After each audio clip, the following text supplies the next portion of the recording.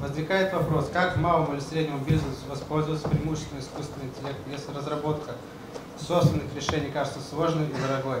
Умар Хасуев для решения вопроса предлагает онлайн-платформу по продаже моделей искусственного интеллекта. Это первый проект, который защищают на конкурсе «Цифровая трансформация экономики». Умар вместе со своей командой работал над продуктом с начала семестра. Последние 2 недели усердно занимался подготовкой сайта. Считает, что у него есть все шансы победить. Суть ее заключается в том, что разработчики, создающие модели искусственного интеллекта, могут вкладывать ее на наши платформы и тем самым монетизировать свои разработки. Всего на конкурсе представляют 6 проектов. Среди них онлайн-платформа, виртуальная студия дизайна интерьера, онлайн-платформа по продаже винтажных компьютеров и игр, телеграм-бот, квест по Ингушетии, к Столовой горе, онлайн-платформы «Доктор для растений», агентство по поиску потерянных домашних животных. В составе жюри конкурса представители Минэко Республики, Минтруда, руководители региональных IT-компаний, туроператоры, менеджеры цифровых платформ Яндекс, Google. Очень интересно то, что это проходит именно на уровне первого курса. Это говорит о том, что у нас ребята вовлечены прям с раннего возраста в эти цифровые проекты.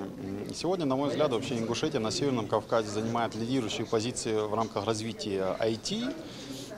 Благодаря привлечению и Михаила Сафарбековича, и остальных больших игроков IT именно в Ингушетию. Участие в конкурсе принимают студенты факультета экономики и управления профиля «Цифровая экономика». Это новое направление, которое открыли в Ингушском госуниверситете в 2021 году. На базе кафедры готовят специалистов в рамках реализации программы «Цифровая экономика» Российской Федерации. Первый выпуск специалистов профиля «Цифровая экономика» будет в 2025 году. Преподаватели НГУ отмечают, что их будущие выпускники – это универсальные специалисты, которые владеют компетенциями широкого спектра экономической деятельности.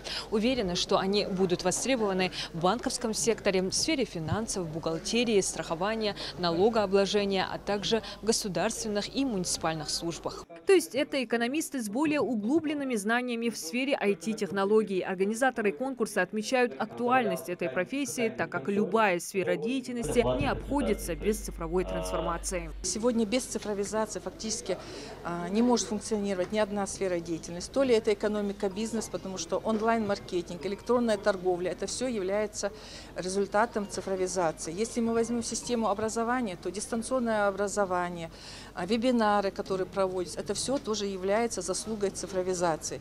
Все проекты, участвующие в конкурсе, разработаны в рамках освоения учебной дисциплины «Основы проектной деятельности». В ходе защиты участники на экран выводят QR-коды. Присутствующие могут на месте отсканировать и перейти на сайт. И уже более подробнее ознакомиться с презентуемым продуктом. Участники благодарны за возможность презентовать свои инновационные проекты, направленные на развитие цифровой экономики. Сегодня мы представляем платформу по купле-продаже винтажных компьютеров, консолей и видеоигр. На самом деле проведение таких конкурсов в университете, мне кажется, очень хорошей идеей.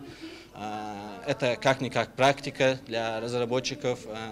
Также можешь сравнить свои знания в программировании, в дизайне, в аналитике с другими учащимися, узнать, чего ты стоишь, и также потянуть слабые места свои. Как думаете, насколько сильные конкуренты у вас сегодня? Сильные конкуренты насчет, имеется в виду, программ, которые они создали, действительно интересные, конкурентоспособные, так сказать, участники, но наша команда, по моему мнению, тоже даст шару. Самое лучшее. Самое лучшее. Конкурс проектов в области цифровой экономики стал уже ежегодным и проводится в стенах НГУ в 3-й раз. Гости отметили, что все разработанные студентами цифровые продукты интересные, разнообразные и могут быть полезны для общества и региона. Это новые какие-то интересные тренды, которые делают молодежь. И вообще меня очень радует тогда, когда студенты занимаются делом, делают какие-то невероятные вещи. Я уже несколько раз был на этом конкурсе. Вот сегодня очередной конкурс. Спасибо огромное Ингушскому государственному университету за вот такую возможность, которую предоставляет для наших студентов, чтобы реализовать себя. Оценивают проекты участников по 5-бальной системе. Организаторами разработаны критерии оценки. Среди них новизна, апробация, возможность коммерциализации. Особое внимание хочется отметить именно возможности коммерциализации этих проектов, потому что выпустить цифровой продукт бесспорно можно, но вот реализовать, чтобы он нашел свой свою коммерческую среду достаточно сложно. Ребята проработали этот момент, потому что сегодня будут представлены уже сайты, будут представлены телеграм-боты, где, в принципе, любой присутствующий сегодня в аудитории может зайти и уже использовать данную платформу.